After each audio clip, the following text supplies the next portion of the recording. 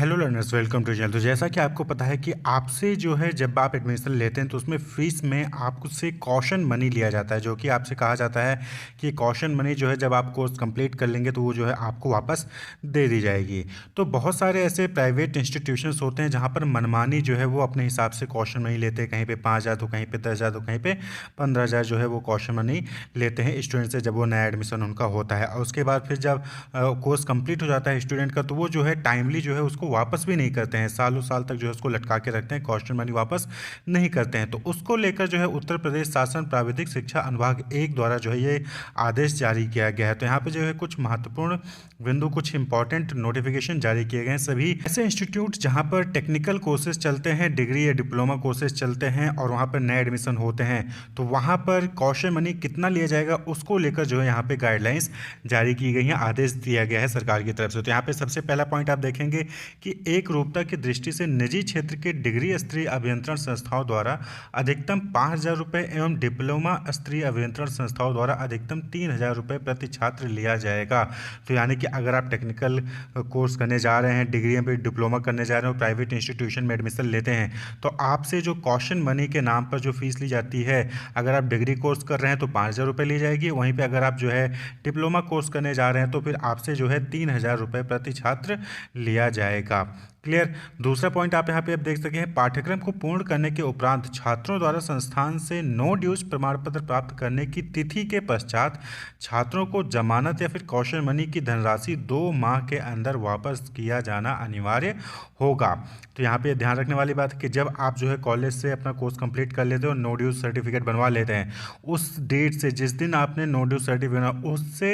2 महीने के अंदर आपको जो है कॉशन मनी आपको मिल जाएगी। कॉलेज की रिस्पॉन्सिबिलिटी बनती है कि वो जो है उसको जो है आपको कॉशन मनी 2 महीने के अंदर जो है आपको देनी होगी, 2 माह के अंदर। और अगर नहीं दे पाता है तो फिर उस केस में क्या है, तो देखिए पहला पॉइंट, यदि छात्रों पर किसी प्रकार की देनदारी या फिर देयक तथा पुस्तकालय की पुस्तक प्रयोगशाला में किसी प्रकार की टूट फूट इत्यादि होती है तो उस देनदारी को कॉशन मनी की धनराशि से समायोजित कर शेष धनराशि छात्रों को 2 माह के अंदर वापस करना अनिवार्य होगा। यानी कि आपने लाइब्रेरी में कोई बुक इशू कराई, लाइब्रेरी की बुक फट गई, या फिर आप जो है प्रैक्टिकल करने गए थे, वहाँ पे आपने कोई तोड़फोड़ किया, तो उसमें जो भी नुकसान होगा उसको आपके कॉस्ट मनी से डिडक्ट करके 2 माह के अंदर, 2 मंथ के अंदर बाकी जो रिमेनिंग अमाउंट होगा वो आपको वापस कर दिया जाएगा। यानी कि सपोज कि आपने 1,000 रुपये का नुकसान किया तो 5,000 आपने दिया था, तो 5,000 में से 1,000 माइनस करके 4,000 रुपये आपको वापस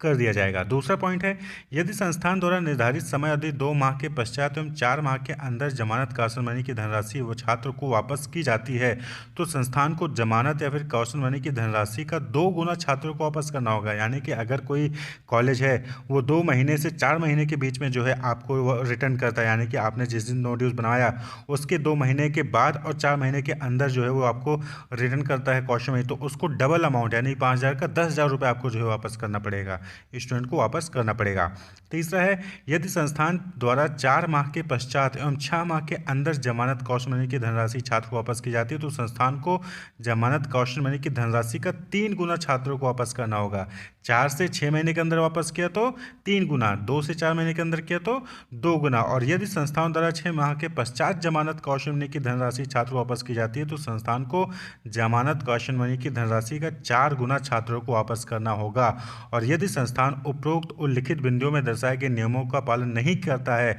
तो संस्थान के विरुद्ध सक्षम स्तर से नियमानुसार कार्यवाही की जाएगी। तो यहाँ पे आपको ध्यान रखना है